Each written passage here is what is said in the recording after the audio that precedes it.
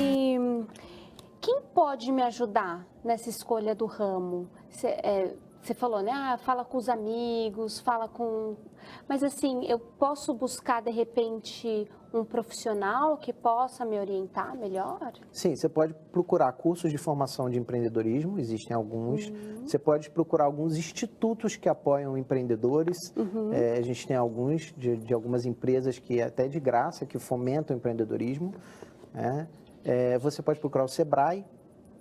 Né? O Sebrae tem vários tipos de serviço voltados ao micro, ao informal que quer se formalizar, né? Ao camelô que ele está ilegal e ele quer se tornar MEI, o Sebrae apoia. Então, a gente tem uma série de setores. O Sebrae tem curso de graça? Tem alguns. Tem alguns projetos que são de graça. Você falou MEI. O que é o MEI? MEI é o microempreendedor individual.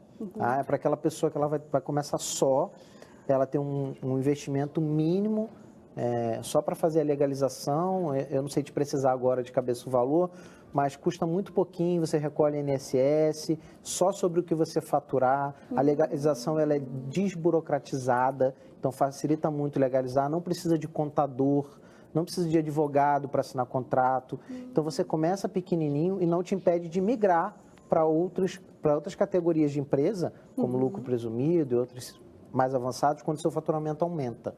Certo. Então, se não falha a minha memória, agora são até R$60 mil por ano que você pode faturar. Tá? E se eu não me cadastrar como MEI e começar a faturar bem, prestando serviço, como é que eu fico nessa até com o leão, né? Com o imposto de renda, como que a pessoa pode agir assim?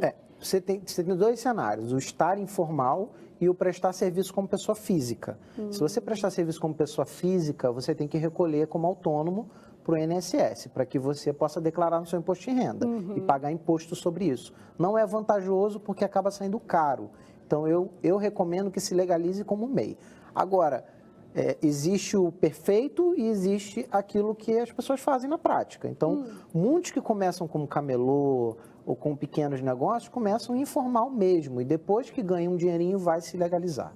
Tá? Então, o ideal seria que todos se legalizassem antes de começar. Mas, na prática, isso não é o que acontece. Então, a gente tem que falar da realidade do nosso povo. Tá a realidade, assim, que às vezes não tem grana nenhuma e vai começar com um pouquinho que tem e vai crescendo, vai vender um cafezinho na rodoviária, um bolinho e não tem dinheiro para nada.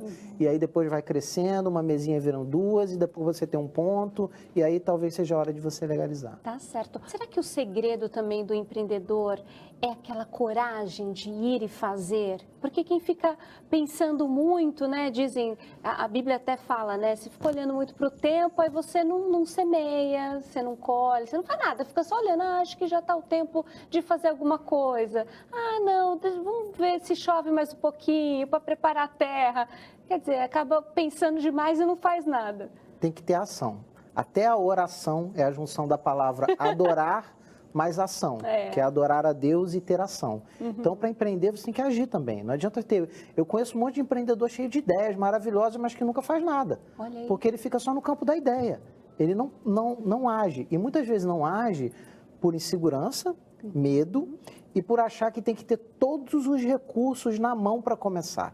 Você nunca vai ter todos os recursos. Você pode ser milionário, você tem todo o dinheiro, mas você não vai ter todo o conhecimento. Você tem dinheiro, mas não tem as pessoas para cobrir as competências que você não tem. Então, não adianta ter só dinheiro. Não adianta ter competências, mas também não ter nada de recursos.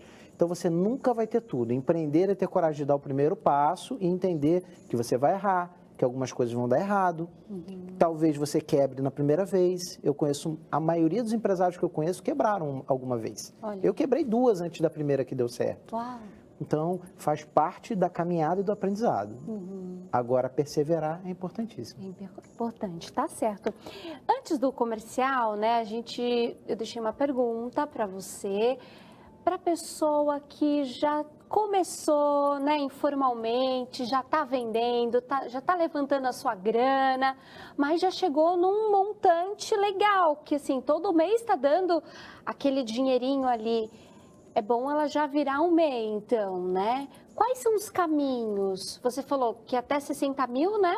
Isso. Já é bom se tornar um MEI. Mas qual é o caminho para ela seguir? Ela que não sabe nada, nem sabia da existência desse estágio, né? Na parte do empreendedor. Na verdade, 60 mil é o limite que ele pode, máximo que ele pode faturar. Ah, então, certo. Não existe um limite mínimo para ele faturar. Então, mesmo que você tenha um faturamento de R$100 por mês, 200, você pode ser um MEI. Tá? O caminho é, primeiro, se você tiver a facilidade de acessar a internet, for uma pessoa que sabe ler, escrever, que consegue interpretar bem, você pode entrar no site portaldoempreendedor.gov.br. Lá vai ter todas as orientações de como se legalizar e você mesmo consegue fazer tudo. Tá? Se você tiver dificuldade, eu sugiro ou que você procure o Sebrae, ou que você procure alguém da sua família que tem mais facilidade com internet, com uma leitura mais técnica, para te auxiliar a fazer.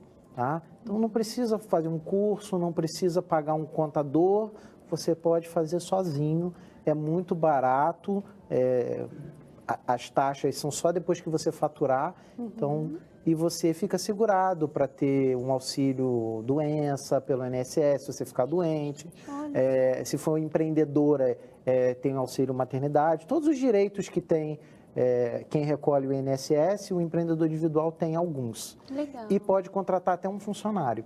Olha. Então, na hora que você começa a crescer, você pode contratar até um funcionário para trabalhar com carteira assinada. É o limite.